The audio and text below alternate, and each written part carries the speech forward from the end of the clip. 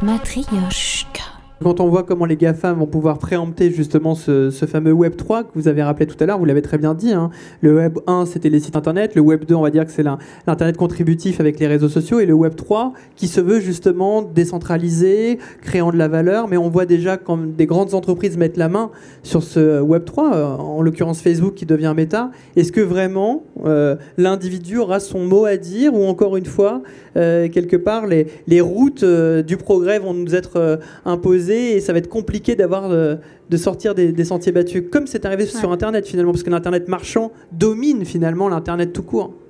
Alors, pour de vrai, on n'en sait rien, mais un métavers ou Web 3.0 contrôlé par une ou deux, trois GAFAM, pour moi, ce n'est pas les scénarios désirables. Et peut-être que justement, si on est conscient, on pourra avoir une influence là-dessus. Laurent Salard, quel est votre avis là-dessus ? Est-ce qu'on peut y croire ? Ce qu'on observe déjà, c'est la centralisation autour des NFT sur quelques plateformes comme OpenSea, etc., ou même Sorare, qui est un cas assez intéressant de collection de cartes liées au monde du sport. Donc, voilà, cette promesse d'un web décentralisé, cet Internet de la transaction via les systèmes de blockchain et de crypto-monnaie, pour l'instant, il aboutit plutôt vers des plateformes de marché qui sont de nouveau centralisées. Mais il n'empêche que l'artiste et par exemple le collectionneur transactent de wallet à wallet. Donc il y a quand même une désintermédiation. De portefeuille à portefeuille. Donc ça, cette dimension de décentralisation, elle est nativement elle est nativement technique dans ce qu'on appelle les blockchains. Ensuite, c'est l'idée d'associer ce développement à du progrès technique. C'est aussi une vision, on va dire, qui est à questionner, parce que si finalement le progrès, c'est d'impacter plus encore l'environnement via des propositions techniques qui n'intéressent que quelques-uns, ça reste problématique, parce que sur les métaverses et les blockchains, il y a tout un problème autour notamment de la demande énergétique pour justement sécuriser les transactions, parce que c'est quand même du chiffrement, donc c'est du calcul, donc il y a de la puissance de calcul. Donc sur les blockchains Ethereum, on a en effet un petit peu moins de puissance de calcul dépensée que par rapport à la blockchain Bitcoin, mais bon, ça reste quand même de la puissance de calcul, donc c'est des machines qui ont aussi une obsolescence assez rapide. Elles sont... Sur la blockchain Bitcoin, ce sont des machines qui n'ont qu'une fonctionnalité, c'est de casser du chiffrement. Et pour cela, il faut donc une grosse puissance, une grosse demande énergétique. Et une fois que la machine est un peu usée, bien on va la mettre au rebut. Donc il y a une obsolescence assez importante aussi des machines dans tout ce fonctionnement des blockchains et des crypto-monnaies. Donc ce sont des technologies qui arrivent un peu trop tard, en fait, par rapport à la trajectoire hélas, du dérèglement climatique. Elles sont conceptuellement intéressantes. Elles ont des promesses de décentralisation, de transactions pair à pair, puisque le Bitcoin, c'était une monnaie pair à pair. Pour les artistes numériques, ça permet fonctionnellement d'être rémunérés enfin, on va le dire. Mais tout ça est peut-être un peu trop tard. Et le progrès qui est en... Est-ce que véritablement, cramer la planète, c'est un progrès techniquement acceptable? Je ne sais pas. Je crois Non, mais si je vous entends, la question que vous posez qui est intéressante, c'est de se dire toute l'énergie, les moyens que l'on met à essayer de bâtir ce monde virtuel ou cet autre monde qui vient s'ajouter au monde réel, est-il éthique, est-il viable, n'est-il pas absurde de consacrer toute cette énergie à bâtir les fondements d'un monde virtuel qui est très énergivore alors que le monde réel est en train de brûler? C'est un petit peu ça. On peut pas mieux dire. Et donc, qu'est-ce qu'on en pense du côté d'Ubisoft? Alors, nous, effectivement, par exemple, les essais qu'on a fait en NFT, on a fonctionné avec Tezos, qui est un système de blockchain qui est moins grave pour la planète que dans la façon dont ça fonctionne. C'est beaucoup moins énergivore que d'autres. Donc, on fait quand même attention à ça. Effectivement, ne serait-ce que... Regardez des séries sur Netflix, jouer à des jeux vidéo, vous allez consommer obligatoirement de la bande passante, de l'électricité, etc. Mais ce qui est le plus consommateur dans tout ça, c'est les machines, de vrai. Et c'est le renouvellement des machines. Donc, il il n'y a pas de solution. De toute façon, l'humanité, elle va vers un progrès technologique et elle est friande de ce progrès technologique. Aujourd'hui, il y a une vraie prise de conscience et dans le monde de la technologie, que ce soit du divertissement ou autre, il y a cette prise de conscience. Ça ne veut pas dire qu'il y a des solutions, mais ça veut dire qu'au moins, toutes ces sociétés prennent ce problème en compte. Et de toute façon, elles n'ont pas le choix. Elles n'ont pas le choix pour la planète, mais elles n'ont pas le choix parce que de toute façon, sinon, elles ne peuvent pas recruter aujourd'hui. C'est tout bête, hein, mais les jeunes, ils ne veulent plus aller dans les boîtes qui ne font pas attention à la planète. Hein. Donc, ne serait-ce que pour le développement de ces sociétés-là, elles sont obligées. Alors, il y a aussi les financiers qui ont mis maintenant des critères de gouvernance, d'environnement, des critères sociétaux pour prêter ou pas de l'argent aux sociétés. Donc, en fait, il y a plein de faisceaux qui viennent, quelque part, contraindre toutes ces sociétés technologiques à faire des progrès pour l'environnement. Là, dans vos échanges, il y a quand même une grande question philosophique. Hein. Ah, il y a une question dans la salle, je vais y arriver. Il y a quand même une question philosophique intéressante. C'est tout de même, quand on parle de monde virtuel, ça nous renvoie quand même à cette idée, encore une fois, d'un plan B, d'un autre monde qui peut parfois être au détriment du plan A, c'est-à-dire de la planète. Et on voit qu'on a tendance à aller là du côté de l'idéologie en fait, technologique. Et puis on revient à la notion de progrès. Parce que finalement, vous avez ouvert là-dessus, Laurent Salard, en train de se demander, mais qu'est-ce que le progrès finalement? Est-ce que c'est toujours le progrès qu'on nous impose? On nous offre une technologie, et le problème de la technologie, c'est qu'elle est très très rapide, et parfois elle est plus rapide que le temps de réflexion et le temps d'adoption, de compréhension de ce qui est en train de se passer. Donc quand vous nous dites, c'est peut-être arrivé trop tard, cette technologie-là, on voit bien quand même que là, il y a quand même une question qu'on devrait tous collectivement se poser en se disant, finalement, qu'est-ce que le progrès? Vers quoi on tend lorsque vous nous dites que les gens sont plutôt friands de nouveautés? Vous avez raison, friands de nouveautés et de technologie, mais est-ce qu'on comprend vraiment tout ce qu'il y a derrière cette technologie-là et quels peuvent en être les risques? Puisque la question qui nous anime ici sur Matryoshka, c'est le lien intergénérationnel, c'est aussi le lien pour la génération future. Donc c'est qu'est-ce qu'on va laisser à cette génération qui va suivre? Il y avait une question dans la salle, c'est ça? Oui, déjà merci beaucoup de ce que vous nous offrez. Je vous demande pas votre prénom. Hein. Non, moi c'est Fanny. Voilà, très bien. Fanny, enchantée. En fait, j'avais une question pour vous, Déborah, concernant ce que vous avez dit un petit peu avant, sur le fait justement d'être dans une forme de nuance pour pouvoir apprécier ce monde virtuel, etc. Vous disiez qu'un concert dans la vraie vie, ça ne sera jamais remplacé par un concert dans un monde virtuel.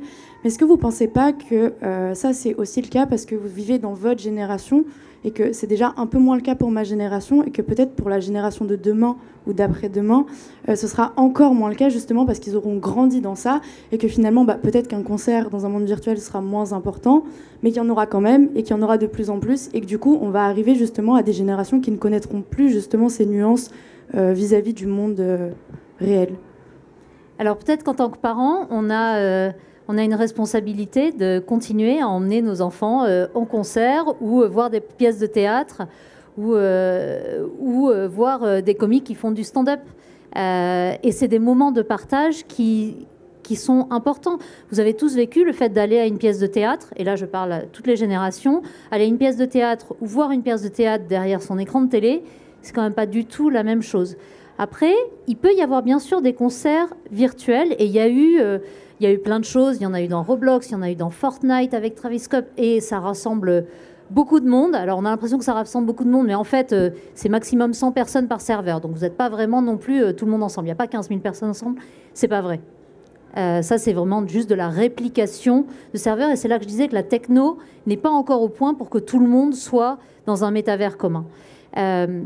Et le monde du spectacle, que ce soit le monde du spectacle du type cirque, le monde de la musique, le monde des concerts, sont tous en train de réfléchir à mais ça voudra dire quoi le métavers? Qu'est-ce que je vais pouvoir proposer finalement dans ces univers virtuels où j'utilise mes compétences? Je sais faire du cirque contemporain, je sais jouer de la musique, je sais faire du spectacle. Et qu'est-ce que je vais pouvoir proposer d'intéressant dans ce monde et qui ne sera pas une pâle copie du réel? Et en ça, c'est intéressant. Mais il faut garder du réel et se pied dans le réel, et il faut aller respirer les fleurs et marcher dans la campagne. Ça me fait penser à une phrase aussi de Steven Spielberg, puisque vous parlez de théâtre, je peux pousser jusqu'à l'opéra, qui avait dit il y a quelques années, c'était limite une prophétie, peut-être que demain, aller au cinéma sera l'équivalent aujourd'hui d'aller à un opéra, c'est-à-dire réservé à une élite, à une niche, à un spectacle qui n'est plus un spectacle du quotidien, plus un spectacle hebdomadaire, mais quelque chose, un moment un peu fou, cher, du coup, que l'on s'offre. Et on peut craindre justement ça, c'est-à-dire que quand vous nous dites effectivement qu'il va falloir continuer à aller au stand-up, continuer à aller au théâtre, mais on voit bien qu'il y a une numérisation du monde, qui est une tendance forte, qui a été renforcée d'ailleurs par le confinement, et vous l'avez évoqué depuis 2 ans, où tout s'accélère. C'est-à-dire que même, je veux dire, le monde de l'éducation maintenant se vit à distance. Le cinéma, il y a des films qui sortent directement sur les plateformes avant même de sortir en salle, voire qui sortent sur les plateformes et en salle.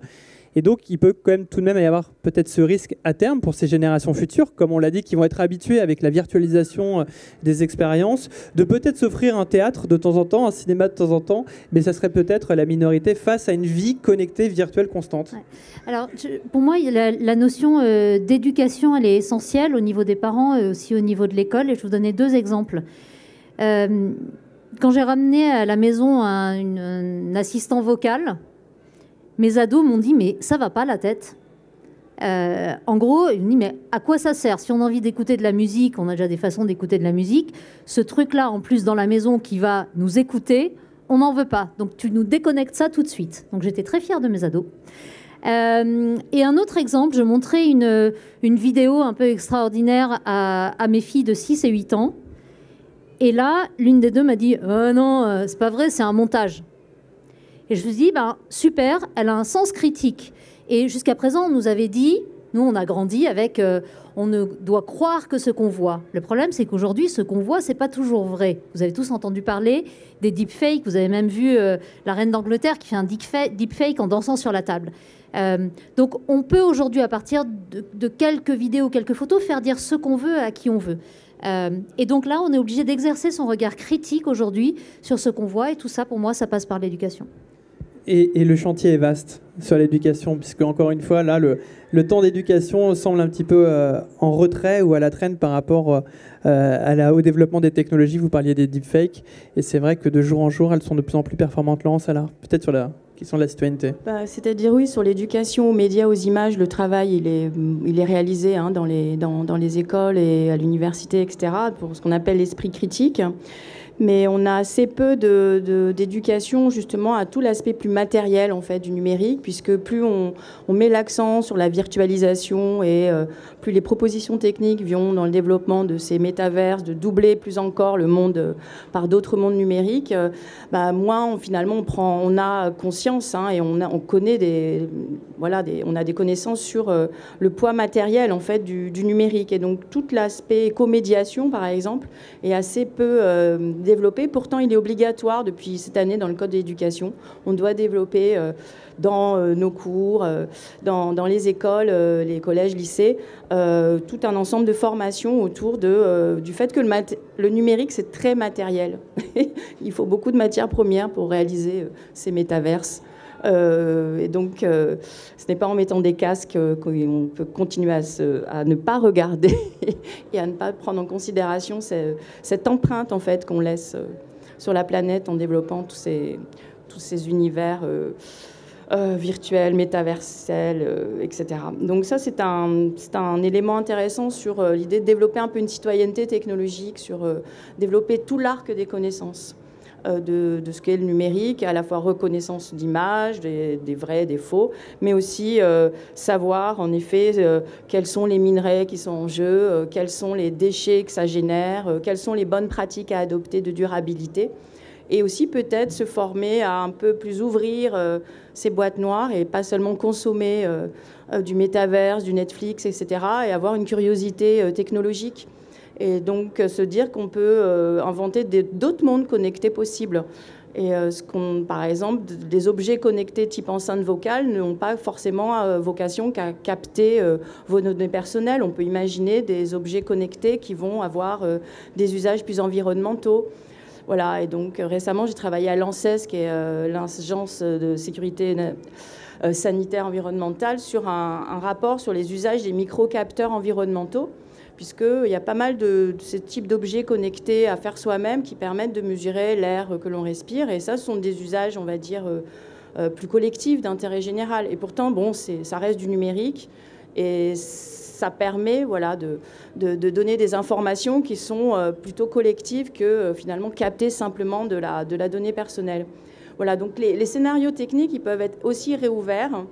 Hier, justement, j'ai organisé une journée sur décoloniser le numérique et on avait donc Agnès Crépé qui est à Fairphone, donc qui est un téléphone éthique, et ils ont investi depuis le monde de l'entreprise, justement, cette problématique, notamment autour des minerais et du travail des enfants dans les mines. Donc, ils ont délibérément travaillé avec des artisans mineurs au Congo qui extraient du cobalt, et ils ont créé une fair trade, enfin voilà, un marché équitable du cobalt.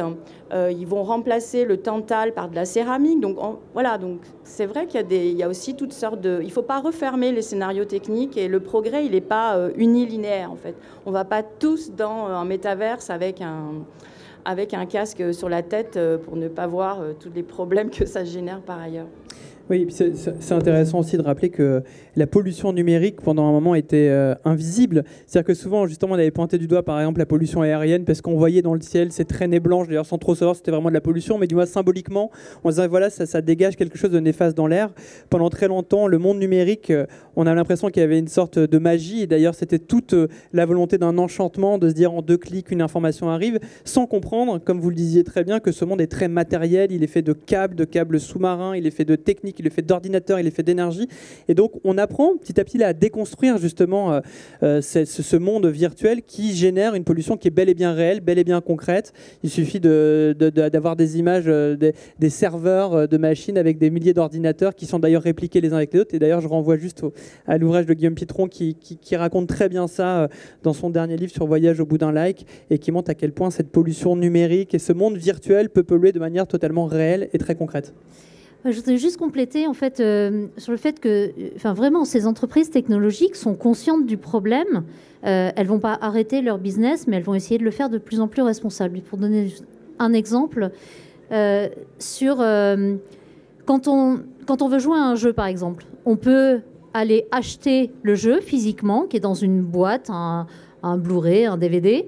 On peut télécharger le jeu, où on peut jouer en streaming. C'est-à-dire qu'en fait, vous ne le téléchargez pas, mais vous jouez et les données arrivent au fur et à mesure. Et il y a des études très précises, des calculs très précis qui sont faits pour savoir au bout de combien d'heures de jeu c'est le mieux pour la planète d'acheter, de télécharger ou de jouer en streaming. Et du coup, ça va nous permettre aussi de dire, peut-être qu'en fonction du type de jeu, on pourra proposer telle ou telle option pour l'accès au jeu. En fait, on va vraiment très loin et très finement dans l'analyse de ce que ça coûte pour la planète de jouer, par exemple. Et quand on parle des consoles, il y a toute la problématique de l'obsolescence programmée, bien sûr, mais il y a aussi la problématique du progrès. Et une PlayStation 2, c'est pas comme une PlayStation 3, c'est pas comme une PlayStation 4. Et les gens eux-mêmes ont envie de cette qualité graphique et de ces performances qui sont de mieux en mieux. Mais on parle aussi de la fin des consoles physiques, et où finalement on aura une fois une box, et après des choses qui pourraient être faites sur des serveurs et qui peut-être seront meilleures pour la planète parce qu'on n'aura plus besoin dans les foyers de cette multiplication de hardware, en fait, de matériel qui coûte très cher à la planète. Alors ça coûtera en serveur, en bande passante, mais peut-être que ça c'est moins grave.